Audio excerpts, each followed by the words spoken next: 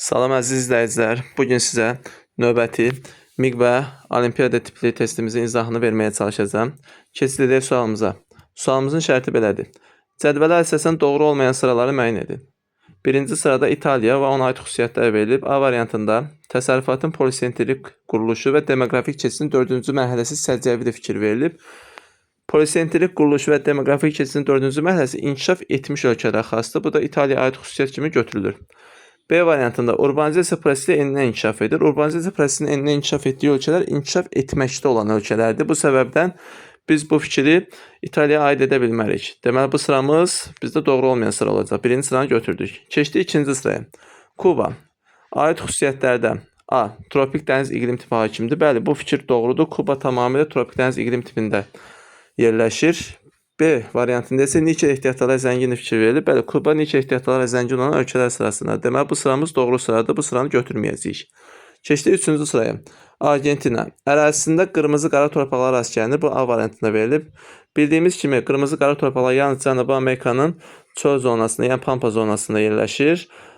Cənubi Amerikanın çöl zonası Argentina və Uruguayın ərazisində ötür. Deməli, bu xüsusiyyəti Argentina aid xüsusiyyət kimi götürə bilərik. B-də isə texnika və texnologiya təkamül yolu ilə inkişaf edir fikri var.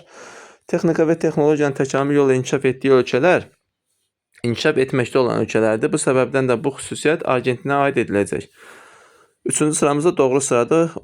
Bu səbəbdən bunu da götürməyəcəyik. Keçdik dördüncü sıramızda. Dördüncü sırada Finlandiya verilir. Finlandiyada A. Əhalisinin əksəriyyəti Hind-Avropa dil ailəsinə aiddir fikir verilib. Bu fikir yanlışdır. Çünki Finlandiya əhalisinin əksəriyyəti Ural dil ailəsinə aiddir. B-də isə yalnız bir okeana sahili vardır. Bəli, Finlandiyaya yalnız Atlantik okeanı sahili var. Deməli, bu dördüncü sıramızda iki variant da doğru olmadığına görə bu sıranı doğru olmayan sıra kimi götürəcəyik. Keçdik 5-ci sıramıza. Özbəkistan.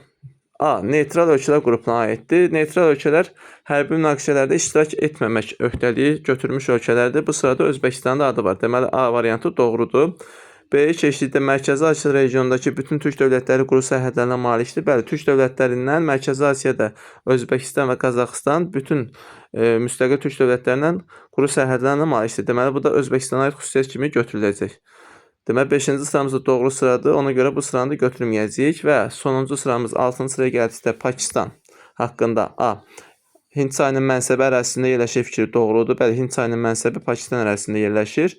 B-də isə G20 ölkələr qrupuna daxildir fikir verilib. G20 ölkələrinə İslam ölkələrinin yalnız Türkiyə, Səudiyyə Ərəbistanı və Indoneziya aiddir. Pakistan bu ölkələr qrupuna aid deyil. Bu səbəbdən 6-cı sıramızda doğru olmayan sıra kimi götürəcək. Deməli, doğru cavabımız oldu bizim 1, 4, 6. B variantı.